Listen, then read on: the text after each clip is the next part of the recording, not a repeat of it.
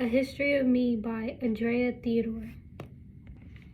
I was the only brown person in class. So when we talked about slavery, I could feel every eye staring at me behind my back. When the teacher talked about picking cotton in slave shacks and sisters being sold away separately, I wanted to slide out of my seat and onto the floor and drift out the door. My mom had told me before that her great-great-grandmother on her mother's side was born enslaved, but she died young, so we didn't know much about her.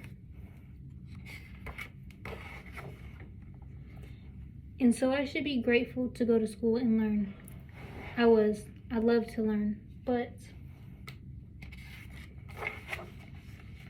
I was the only brown person in class. When we talked about the struggle for civil rights in America and Martin Luther King Jr. and marches and police dogs and water cannons.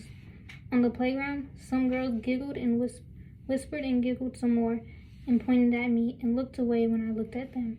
I wanted to slip off the swing and seep into the ground, not making a sound.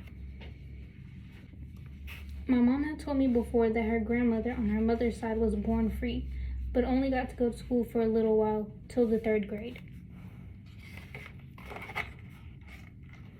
And so I should be grateful to go to school and learn. I loved to learn.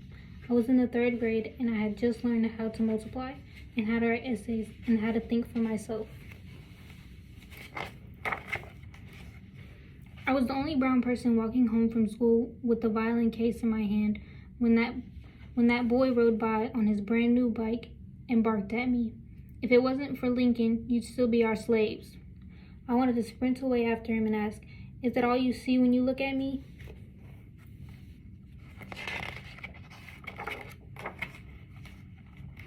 My mom had told me before that she grew up in the South and everyone in her school was brown like me.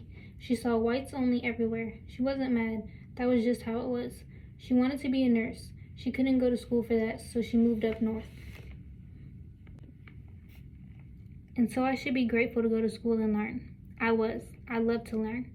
I loved science. I became a doctor who writes poems and loves music, but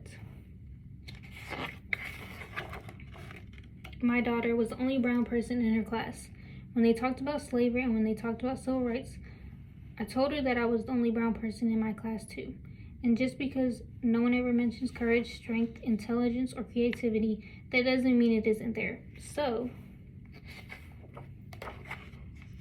she shouldn't slide to the floor or seep into the ground. But sit up straight and fly high into the sky, because what matters more are those moments in the mirror when she asks herself, "What do I see when I look at me?" And when she does, I hope she will see that she is free to be anything she wants to be.